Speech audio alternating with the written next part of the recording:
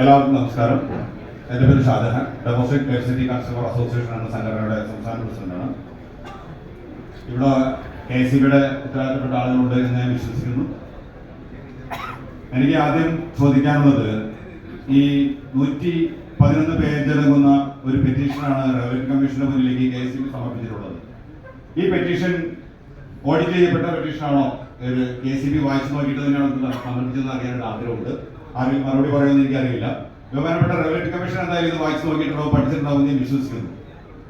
എനിക്ക് ഈ പെറ്റീഷനെ കുറിച്ച് ചില സംശയങ്ങളിൽ എനിക്ക് ഒന്നാമത് ചോദിക്കാനുള്ളത്,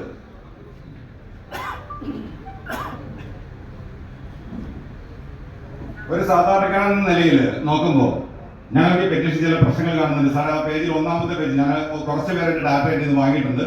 ഈ ഒന്നാമത്തെ പേജിൽ ടേബിൾ 1 ഇലക്ട്രിസിറ്റി ബോർഡ് ആദ്യമായിട്ട് വിഷയം പറയുന്നത്. അതിനകത്ത് അവർ പറയുന്നു, 2022-23 അവർ പ്രതീക്ഷിക്കുന്ന ARR എന്നാണ് പറയുന്നത്, അഗ്രിഗേറ്റഡ് റവന്യൂ റിക്വയർമെന്റ് ആണ്. പ്രതീക്ഷിക്കുന്ന ചിലവാണ് 24,880 മില്യൺ യൂണിറ്റ് വൈദ്യുതി വിൽപ്പന നടക്കുമെന്നാണ് KCBയുടെ പ്രതീക്ഷ. ഇനി മനസ്സിലാവാത്തത് 2024-25 ഓഗസ്റ്റ് 15-ാം തീയതി ഓഗസ്റ്റ് മാസത്തിൽ റവന്യൂ കമ്മീഷൻ തന്ന ഒരു പെറ്റീഷനിൽ പോലും എന്തുകൊണ്ട് 23-24 നടന്ന വൈദ്യുതി ചെലവ് എത്രയാണ്, എത്ര ഞങ്ങൾ വിറ്റു എന്ന് KCBക്ക് പറയാൻ പറ്റിയിട്ടില്ല എന്നാണ് ഞങ്ങൾക്ക് ആദ്യമായിട്ട് അറിയേണ്ടത്. KCBക്ക് പറയാൻ പറ്റാത്ത സ്ഥിതിക്ക്, KCBക്ക് ഇത് പറയാൻ പറ്റാത്ത സ്ഥിതിക്ക് ഇത് എവിടെയെങ്കിലും ഉണ്ടോ എന്നറിയാൻ വേണ്ടി ഞാൻ തപ്പി നോക്കിയപ്പോൾ നമുക്ക് കിട്ടിയത് പവർ ഫിനാൻസ് കോർപ്പറേഷൻ ഒരു കണക്കുണ്ട്. പവർ ഫിനാൻസ് കോർപ്പറേഷൻ കണക്കനുസരിച്ച് 2022-23 വർഷത്തിൽ 30,000 മില്യൺ യൂണിറ്റ് KCB വിൽപ്പന നടത്തിയിട്ടുണ്ട് എന്നുള്ള കണക്കാണ് നമുക്ക് കിട്ടിയത്. ഈ 30,000 മില്യൺ യൂണിറ്റ് വൈദ്യുതി KCB വിൽപ്പന നടത്തുകയും 24,880 മില്യൺ യൂണിറ്റ് മാത്രമേ വിൽപ്പന സാധ്യമാകുന്നുള്ളൂ എന്ന സാങ്കല്പിക കണ്ടെത്തൽ കൂടി കണക്ക് കൂട്ടുമ്പോൾ നമുക്ക് മനസ്സിലാവാത്ത 5,300 മില്യൺ യൂണിറ്റ് വൈദ്യുതി KCB വിറ്റിട്ടുണ്ട്. പക്ഷേ KCBയുടെ കണക്കിൽ വന്നിട്ടില്ല എന്നാണ്. അതിന് KCBയുടെ തന്നെ കണക്ക് കൂട്ട് 6 രൂപ വെച്ച് കണക്ക് കൂട്ടിയാൽ 3,300 കോടി രൂപ കാണാനില്ല എന്നാണ് നമുക്ക് മനസ്സിലാക്കുന്നത്.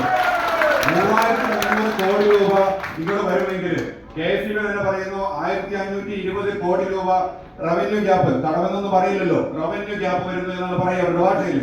ഈ റവന്യൂ ഗ്യാപ്പ് വരുമ്പോ അതിന്റെ കൂടെ 407 കോടി രൂപ ഇതിന്റെ ബോണ്ടിന്റെ ചെലവോട് കൂടി 1,927 കോടി രൂപ കണ്ടെത്താൻ വേണ്ടിയിട്ടാണ് ഈ പൊതു തെളിവെടുപ്പ് എങ്കിൽ ഞങ്ങൾക്ക് ചോദിക്കാനുള്ളത്, KCBയിൽ കാണാതായ 5,100 മില്യൺ യൂണിറ്റ് വൈദ്യുതിയും അതിന് 3,200 കോടി രൂപയും എവിടെ എന്നുള്ളതാണ് നമുക്ക് ചോദിക്കാനുള്ളത്.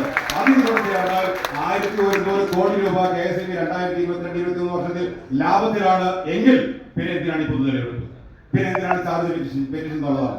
ഇത് തെറ്റാണോ അല്ലയോ എന്നുള്ള കാര്യം നമുക്ക് പറയാൻ എനിക്ക് സമയമെടുക്കും. സമയക്കുറവുണ്ട്, ഞാൻ വേഗത്തിൽ പറഞ്ഞു പോവാണ്. ഇതിനകത്ത് തന്നെ ബഹുമാനപ്പെട്ട കമ്മീഷൻ ശ്രദ്ധയിലേക്ക് കൊണ്ടുവരാണ് സീരിയൽ നമ്പറിൽ 7ാമത്തെ കോളം.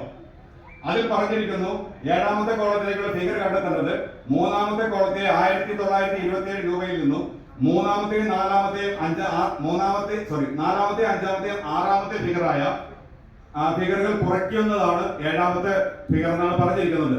ഞാൻ നോക്കിയിട്ട് 1927 നിന്ന് 798-ഉം 766 കൊടുത്താൽ എനിക്ക് കിട്ടുന്നത് 360 കോടി രൂപയാണ്.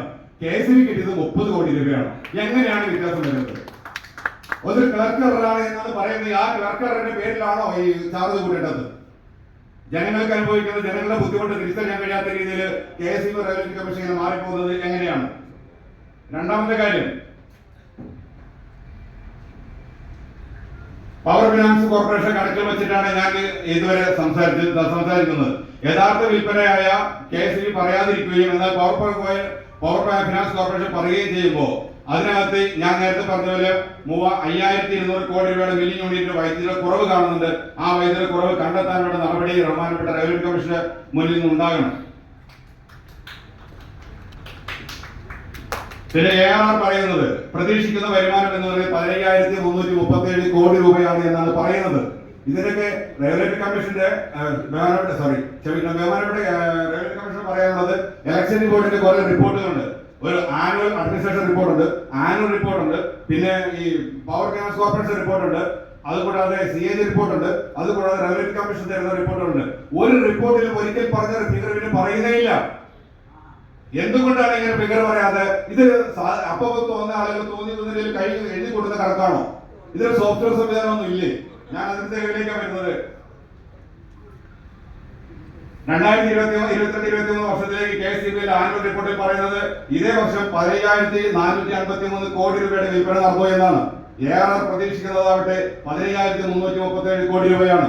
അപ്പൊ അതിനകത്ത് തന്നെ 5,000 കോടി രൂപയുടെ അധിക വരുമാനം KSEBിക്ക് ഉണ്ടായിട്ടുണ്ട് എങ്കിൽ ഈ 28,338 കോടി രൂപ മില്യൺ യൂണിറ്റ് വിൽക്കൂ എന്ന് പറഞ്ഞുകൊണ്ട് 1,520 കോടി രൂപയുടെ കണക്കൂടെ അവതരിപ്പിച്ചതിന്റെ സത്യസന്ധത എന്താണ്? അതിനകത്ത് കണക്കുകളില്ല. വേഗത്തിൽ ഞാൻ പറഞ്ഞുകൊണ്ട് സാറേ, അല്ല ഞാൻ സമയക്കുറവുള്ളതുകൊണ്ടാണ് ഞാൻ അങ്ങനെ പറഞ്ഞു കുറയ്ക്കുകയും അതിന്റെ ഏറ്റവും ഗൗരവമായ കാര്യങ്ങൾ പറയുകയും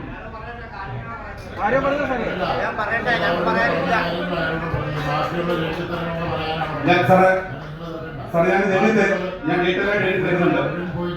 ഞാൻ എഴുതി തരാം. സാറേ ഇപ്പൊ തന്നിരിക്കുന്ന റിപ്പോർട്ടല്ല തന്നിരിക്കുന്നത്. ഞാൻ ഈ പറയുന്ന ഫാക്ടുകളാണ്. അതിലൊരു 5-6 പേജ് ഉണ്ടെന്നേ ഉള്ളൂ. സാർ പിന്നെ പറയാനുള്ളത് റിപ്പോർട്ട് നേരിട്ട് തന്നു കഴിഞ്ഞാൽ ഞങ്ങൾ അറിയില്ല. അതുകൊണ്ട് അതേ വായിക്കട്ടെ. റിപ്പോർട്ട് നേരിട്ട് അറിയുള്ളൂ. ബഹുമാനപ്പെട്ട കമ്മീഷൻ അങ്ങനെ മുമ്പ് എനിക്ക് പറയുന്നത് 111 പേരെടുക്കുന്ന പെറ്റീഷനാണത്. മരണഭാഷ മലയാളമാക്കി നാട്ടിൽ ഇങ്ങനെ ഇംഗ്ലീഷ് ഈ സാധനം വിട്ടാല് ഇംഗ്ലീഷ് പോലും വായിക്കാനുള്ള എങ്ങനെ മനസ്സിലാക്കി എടുക്കണം? നിർബന്ധമായിട്ടും ബഹുമാനപ്പെട്ട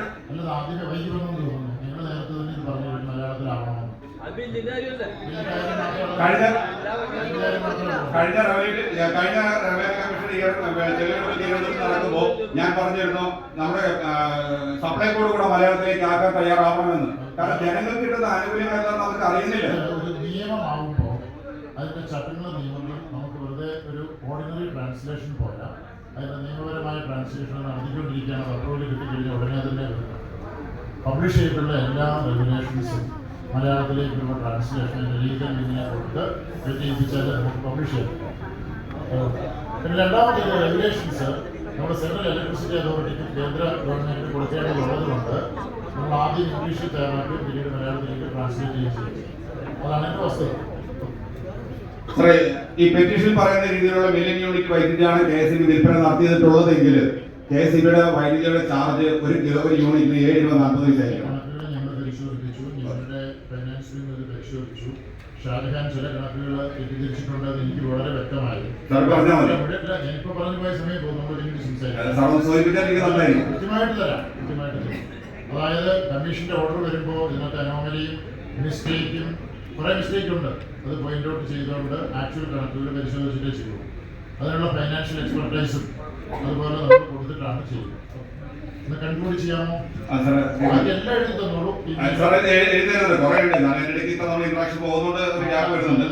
ഈ പെറ്റീഷൻ പറയുന്ന 2022-23 വിൽപ്പന സാധ്യത 24,530 മില്യൺ യൂണിറ്റ് ആണ് എന്നും 2023-24 സാധ്യത 25,697 മില്യൺ യൂണിറ്റ് ആണ് എന്നും, അതായത് 4% വളർച്ചയാണ് കേരളത്തില് ഓരോ വർഷം ഉണ്ടാകുക എന്ന് KSEB കണ്ടെത്തുകയാണ്.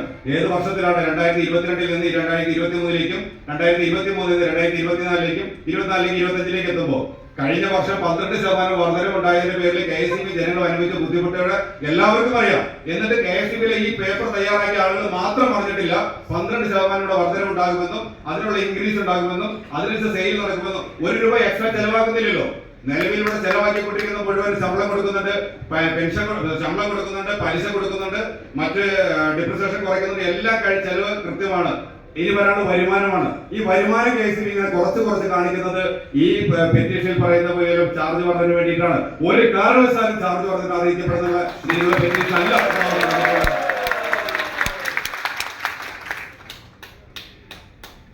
ഈ കഴിഞ്ഞ വർഷം 30,000 മില്യൺ യൂണിറ്റ് വൈദ്യുതി വിൽപ്പന നടന്നു പറയുന്നത് KSEBിയുടെ കണക്ക് 5 വർഷം കഴിഞ്ഞാലേ പിന്നെ 30,000 എത്തുമെന്നാണ് KSEB പറഞ്ഞത്. സാറെ പെട്ടെന്ന് തീരാണ്. ഞാൻ ഒരുപാട് കാര്യങ്ങൾ പറയുന്നില്ല, ഒരുപാട് കാര്യങ്ങൾ പറയാനുണ്ടായിരുന്നു. പിന്നെ പ്രധാനപ്പെട്ട വിഷയങ്ങളിലേക്ക് വരണം സാറേ. സാറേ 2 മിനിറ്റ് സാറേ, 2 മിനിറ്റ് ഒന്ന് പറഞ്ഞിട്ട്. അല്ല പ്രധാനമല്ല സാറേ, അനാവശ്യമായ എന്റെ ആക്ഷേപത്തിലേ ഉള്ളൂ. അനാവശ്യമായ രീതിയിൽ കണക്കുണ്ടാക്കിക്കൊണ്ട് തെറ്റായ കള്ളക്കണക്കുണ്ടാക്കിക്കൊണ്ടാണ് ഈ പെറ്റീഷൻ വരുന്നതാണ് എന്റെ ആവശ്യമുള്ളത്. ഓക്കെ അത് പറയുന്നില്ല, അതിന്റെ പറയുന്നില്ല സാർ. ഞാൻ അവസാനത്തേക്ക് വരുന്നതാണ്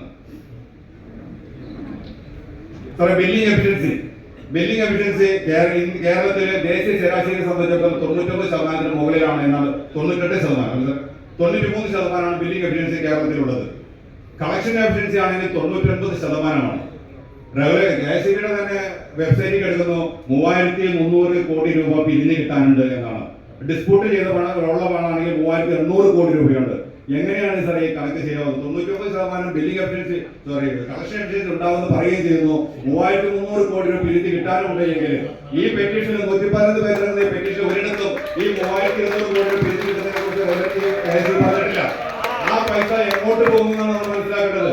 ആ 3200 കോടി രൂപ ഇതിനകത്ത് ചേർത്ത് കഴിഞ്ഞാൽ ഒരു സിറ്റിംഗ് ജഡ്ജിയുടെ ഉത്തരവാദിത്തത്തിൽ നിരീക്ഷണത്തിൽ ഒരു സിംഗിൾ എന്താ പറയുക അദാലത്ത് പോലെ നമ്മൾ ഗുണനിർത്തിക്കൊണ്ട് കിട്ടുന്ന കാശ് വാങ്ങിച്ചെടുത്താൽ പോലും ഈ പറയുന്ന പെറ്റീഷൻ പറയുന്ന റിവ്യൂ പെറ്റീഷന്റെ ആവശ്യകത ഇപ്പോൾ ഇല്ലാതാവുന്നു.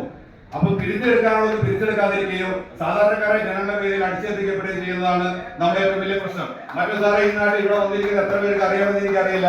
4 തരത്തിലുള്ള ചാർജ് വർധനമാണ് KSEB ആവശ്യപ്പെട്ടിട്ടുള്ളത്. അതിൽ ഒന്ന് ഫിക്സഡ് ചാർജ് ആണ്.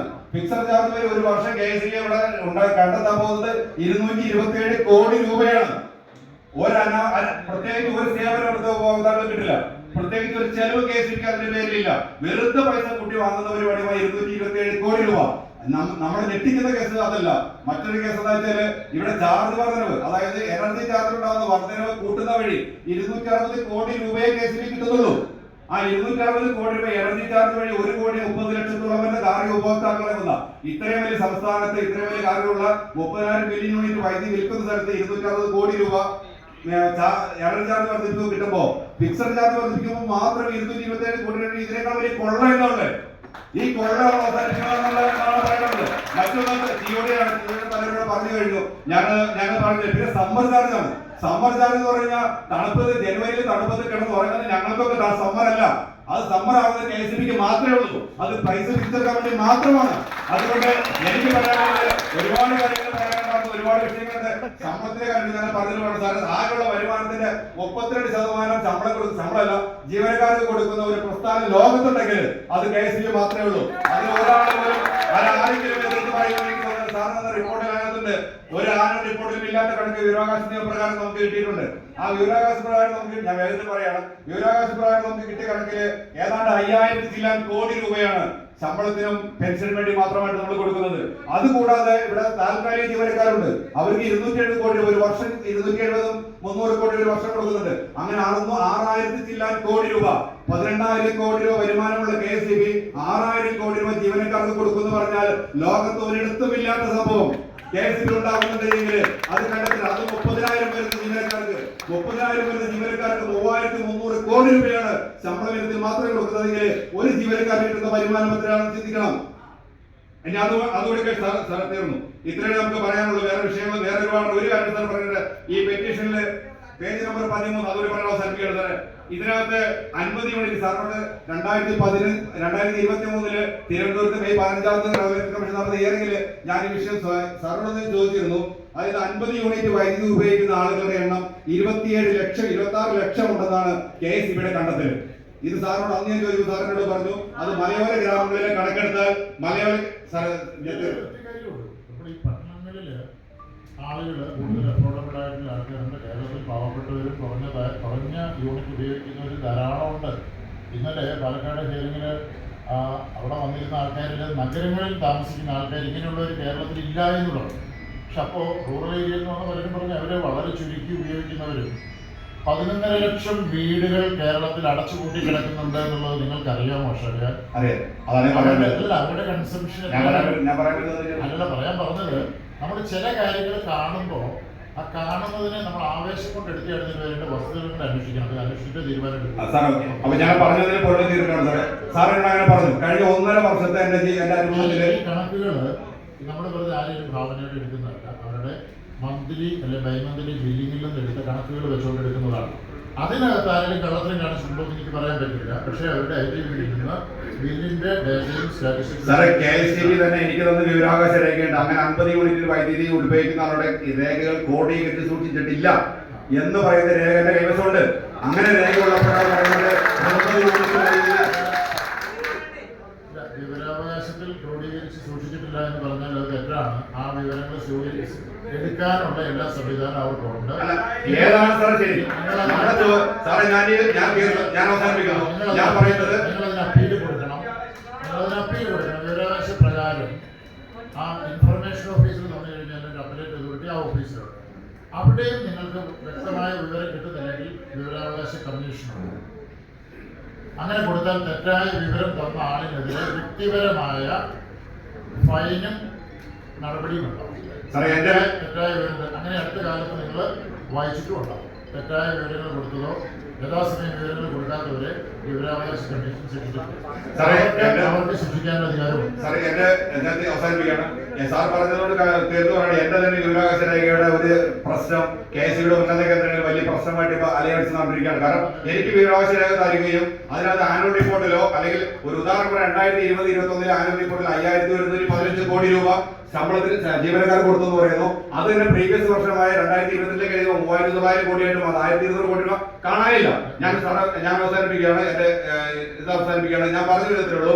ഞാനിവിടെ അവതരിപ്പിക്കാൻ ആഗ്രഹിച്ചതും ഇനി ഒരുപാട് കണക്കുകളുണ്ടായിരുന്നു. സാറിന് 11 പേജിൽ കണക്കുകൾ പറയാനുണ്ടായിരുന്നു. സമയക്കൂടെ ഞാൻ പറഞ്ഞിട്ടില്ല. ഞാൻ സാർ അത് എഴുതി തരാം. ഞാൻ പറയുന്നത് KSB ഈ തന്നിരിക്കുന്ന പെറ്റീഷനിൽ പറഞ്ഞിരിക്കുന്ന മുഴുവൻ കണക്കുകളും പെരുപ്പിച്ച് കാണിക്കുന്നത് കള്ളക്കണക്കുകളുമാണ്. 100% അത് തെളിയിക്കാൻ ഒരു ഡെമോക്രാറ്റിക് കൺസ്യൂമർ അസോസിയേഷൻ എന്ന സംഘടനയുടെ പ്രസിഡന്റ് എന്ന നിലയിൽ ഈ കണക്ക് പൂർണ്ണമായിട്ടും തെറ്റാണ് എന്ന് തെളിയിക്കാൻ കഴിയുന്ന ആധികാരിക രേഖകളുമായി റെഗുലേറ്ററി കമ്മീഷൻ ആവശ്യപ്പെട്ട ഏത് സ്ഥലത്ത് വരാൻ ഞങ്ങൾ തയ്യാറാണ്. അപ്പോ അതുകൊണ്ട് ഒരു കാരണവശാലും ഈ ഹിയറിംഗ് പോലും ആവശ്യമില്ലാത്ത ഒരു രീതിയിലേക്കാണ് കാര്യങ്ങൾ പോകുന്നത്. ഇതുപോലെയുള്ള KSB അവസാനിപ്പിക്കുകയാണ്. KSB റെഗുലേറ്ററി കമ്മീഷനെയും ഈ നാട്ടിലെ മുഴുവൻ ജനങ്ങളെയും കബളിപ്പിച്ചതിന്റെ പേരിൽ ഈ കണക്ക് തയ്യാറാക്കിയവരെ ക്രിമിനൽ കേസ് എടുക്കണമെന്നവരെ ഞങ്ങൾക്ക്